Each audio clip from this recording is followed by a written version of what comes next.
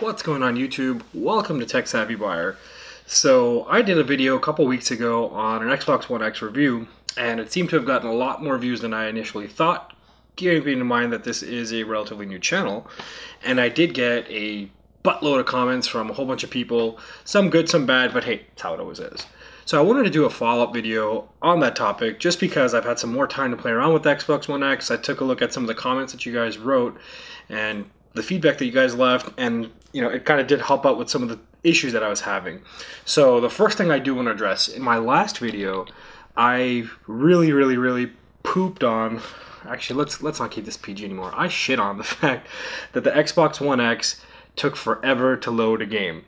And I got comments from people saying, well, you got to disconnect it from the internet and put the disc in, let it load off the disc, and then do the internet update. And as a result, it is a lot more faster.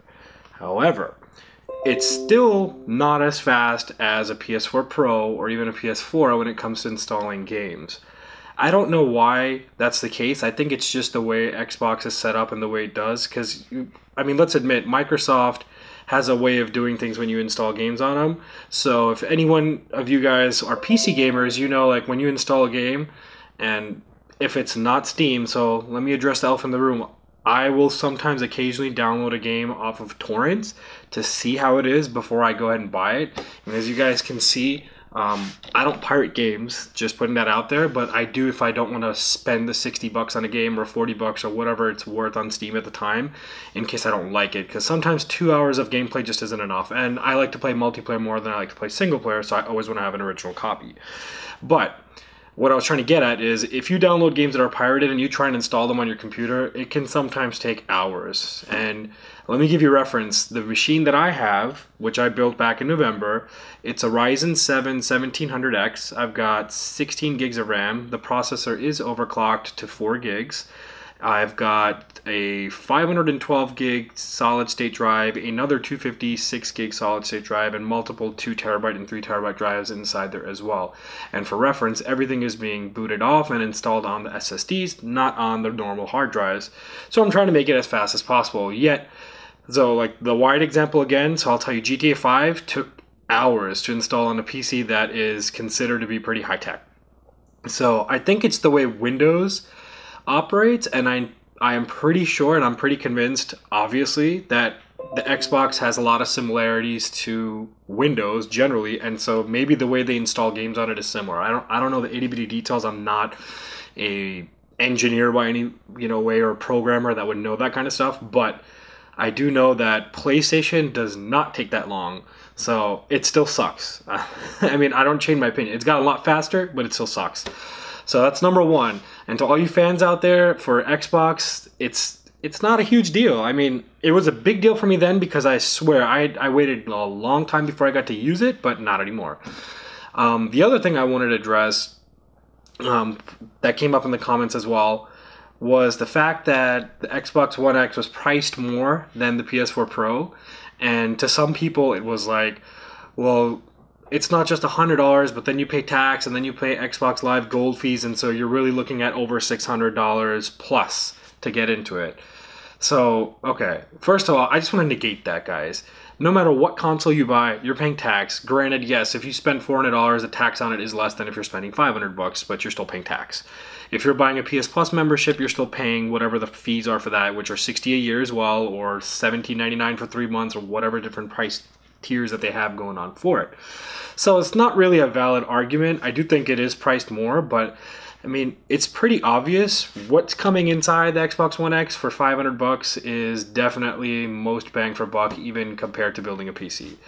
Now, I know this wasn't a big thing that I wanted to address, but one of the things that I got a lot of things, in the comment section, you guys can revert back to and see. I'll actually link it up right, and you can click on the card and go and check out that video if you haven't seen it already. But another thing a lot of people were saying was like, well, it's not really a fair comparison to do, your PC with the GTX 1080 Ti and you're comparing it to an Xbox One X.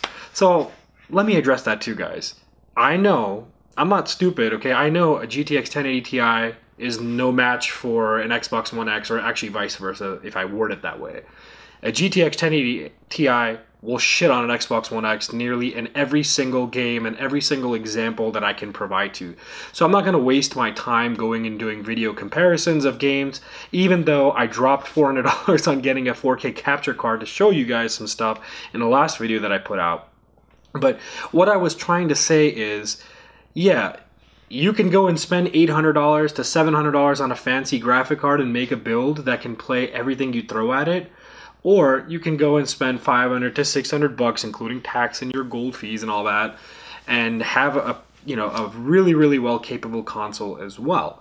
So I think it really comes down to like how much money you have. Like if you've got a lot of money and you want to chase graphics, gameplay, and frame rates, then yes, go for a PC. It's like you shouldn't even be talking about consoles.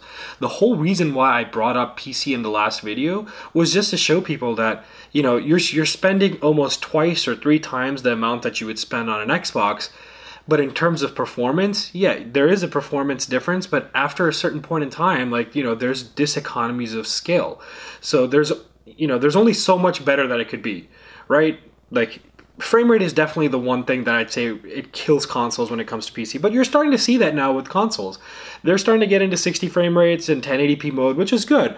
I would have much rather preferred, to be very honest, this is me, that if the Xbox One X would offer 60 frames per second in every single game and then have an option to go 1440p or 2160p by sacrificing frame rate. Some games do that, but not all, and it would be cool if you could play everything at 60 frames per second. And I think that would really, really shut up all the PC gamers, including myself. Because yeah, it's about frame rates, right? The more smooth it is, the better it handles, and it just is more reactive. It's more fun. And for any of you guys who only, play strictly on consoles, once you hop onto PC, it is a life-changing experience, guys. You know, don't let all the other crap that, oh my god, there's viruses, there's this, I don't want to be tinkering around with settings. It's all bullshit, okay? I'm going to tell you very straightforward. I don't find myself playing around with settings as much as you think. If I spend 4 or 5 minutes playing around with settings, it's probably equivalent to me spending a few minutes setting up a character in like Destiny 2. Okay, that's like my stupidest but probably most relevant analogy that I can give you. You're not going to go in there and tinker settings every single time you pop a game in. You might do it once to get it the way you like it, but guess what? That's a luxury. I don't believe if you're going to tell me that if you have a 4K TV that has HDR in it and that has different brightness settings, different sharpness settings, different motion settings, that you're not messing with those when you put in a 4K game or if you put in anything that's playing on there. Because everyone knows motion doesn't handle well when you're playing consoles. It's going to cause a lag. So you're going to change your TV over to the game settings. Well, I could easily look at that and say, well, you're changing settings when you're playing on console. So I think it's a ridiculous argument altogether. Again, I'm not trying to be biased towards PC. Like I said, and I think I've been pretty open about this. I play on everything. I have a Switch. I've got, PS4, PS4 Pro. I've got an Xbox One S, a One X, PC with, pretty good graphic card in there. I literally play everything. I'm a gamer at heart. I don't care what I'm playing on as long as I'm enjoying the game. I bought the Switch exclusively just to play with Super Mario Odyssey. And by the way, guys, that is an amazing game. You got to play it if you haven't. It took me right back to the Super Mario 64 days. But what I'm essentially trying to say is, like, the whole point of comparing the One X to the PC was to show you, like, here's what you get when you spend almost $2,000, and here's what you get when you spend $600.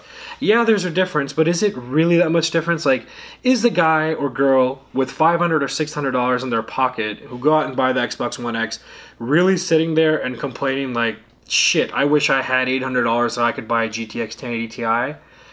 Probably not, okay? So yeah, you're getting the most bang for your buck. Of course, when you invest in a PC graphic card, it's going to last you a while, and that's the same thing with consoles as well. We know that as games start to get developed and as developers get better with, understanding what's inside the consoles and playing around with them for the longest times, they know how to make the games look really good. And as you see, if you look at the PS4 or the Xbox One X back when they launched in 2013, look at the games that came out then that were during launch, and now compare that to, let's say, Horizon Zero Dawn or, God of War or Gears of War 4. They are miles apart in how it looked during launch year and how it looked 3-4 years later. So I'm not even going to go into super detail on that, but it's pretty obvious that when time passes, they get better with it. So I can pretty much promise you that the One X in another year and two, games are actually going to look much, much better on it as developers start taking advantage of what's inside there. It's a pretty heavy mid-cycle upgrade. It's not, just a small upgrade.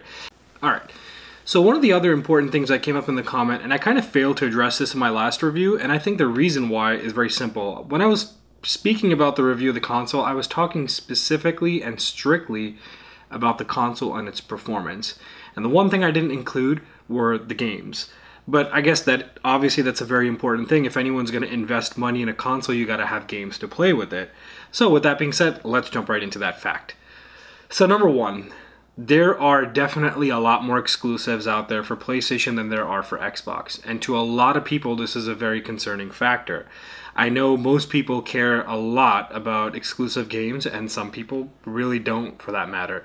And to be honest and to be very fair, I think exclusive games today are the reason why a system like Nintendo Switch actually exists.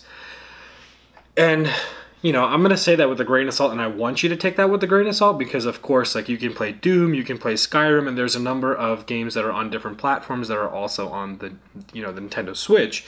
But really, it's the same franchises over and over again for Nintendo that have been selling and that they've got fans locked into who still buy them, such as Nintendo, the Zeldas, the Donkey Kongs, the Kirbys. Those are the things that are, what Nintendo has, and that's their exclusives, really. You can't play those games, obviously, on any other console unless you're using emulation on a PC. But what I'm trying to say is games are something that has been plaguing the Xbox ecosystem since it came out. And the reason for that is because Microsoft has not really invested a lot of money in having good first-party or third-party studios make games exclusive to them. They're still running the same, franchises that they've been running for since the original Xbox. You still got your Forza, you still got your Halo, and you still got your Gears of War. And other than that, to be very frank and honest, and again, this is a subjective opinion, it might not be the same for you, but I'm not really impressed with State of Decay or Crackdown or any of the new games that they've been showing, or even Sea of Thieves for that matter. Those aren't my cup of tea, those aren't my type of games, but it might be for you, and and that's fine. Again, gaming is all about what makes you happy and what you enjoy the most.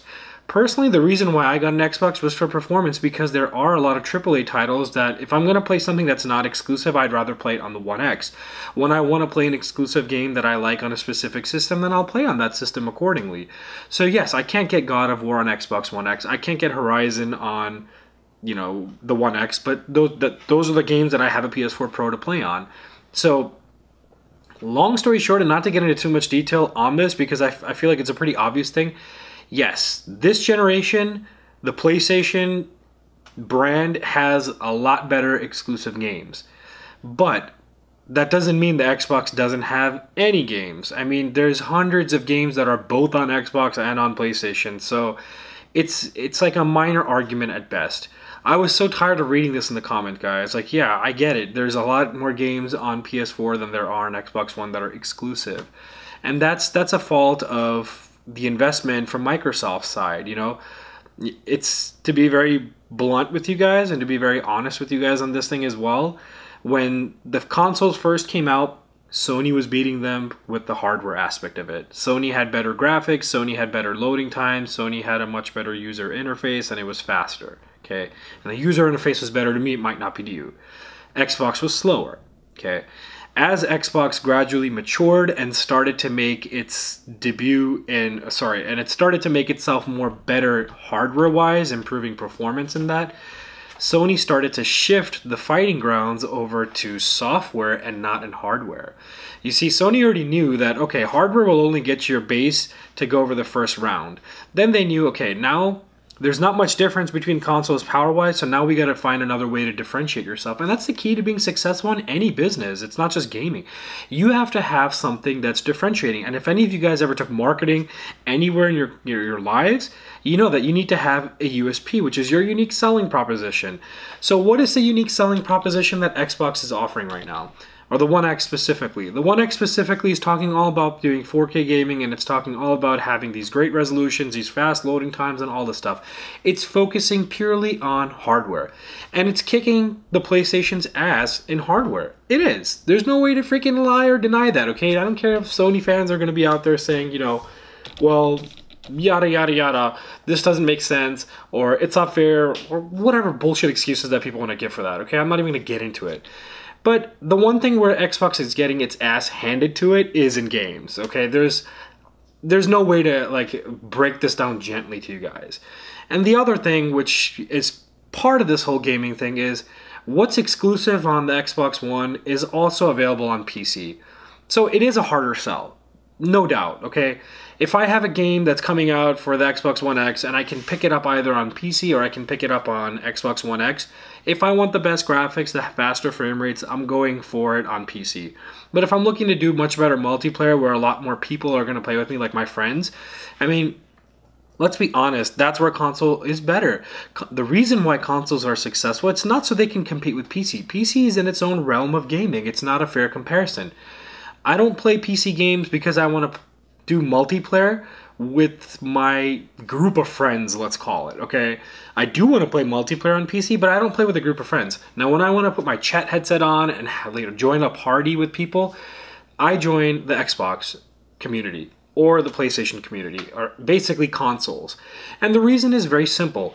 Consoles are more affordable. Consoles are easily available everywhere. I don't have to go to a special store to buy parts for it. The games are available literally everywhere, it feels like. You can go to a Target, you can go to a Best Buy, Walmart. Friggin' every single store carries games. I mean, gaming is a big freaking thing available everywhere. Everyone knows that. So, and it's always on consoles. PCs are kind of kicked to the curb because PCs like exclusives, right? It's like, it's not as common. There are a lot of PC gamers out there, myself being included, but there's just more console gamers out there than there's PC gamers. You know, there is a level of complexity involved when getting into PC gaming, and I would say that's for the gaming aficionado, if I was to really put a term on it, you know. The next step in gaming, when you want to really evolve your gaming and you really want to be more passionate about it, more hardcore about it, is to step up into PC gaming. The console gaming world is different, so it's not fair to compare both of them. But to that end, what I'm basically trying to say is that even though you can get the same exclusive games for PC that you can get on the One X, there's still reason to buy it on the One X and not to get it on PC, and those are the reasons like I just said. You're going to be playing those with your friends, you're going to be playing those on your couch, like, you know, speaking of couch, there was a whole other debate where someone's like, yeah, you can't lug around your PC in the TV lounge and your living room and play on a big screen TV, and guys, that's a stupid argument. There's so many products out there that let you stream your PC to your TV. Of course, they're not as convenient as plugging a console in, but that's the whole point, right? You're going to make some sacrifices. You want the better graphics, you want the bigger power. You're not getting in a small form factor like this. You have to have a bigger form factor for it. So there are some trade-offs to it. But is that really a reason to crucify people who play on PC? No, it's not. And it's just stupid. Looking at some of these silly debates is ridiculous, and it does kind of upset me at times looking at like how people have just gotten so far apart from thinking about stuff like this. But at the same time, it's good to see that there are reasons that convince people to go with one over the other, and it's always healthy, right? You got to have competition in the market, you got to have reasons to do it, otherwise they're not going to force each other to innovate. And same thing even between the PS4 Pro and the Xbox One X.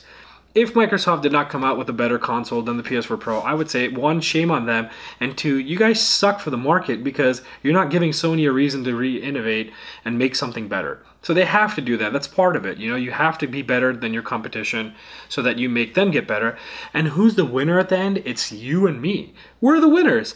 We're the ones who are going to get a better product. So Sony fans, be happy that the One X is better hardware-wise. And Xbox fans, be happy that Sony has better games.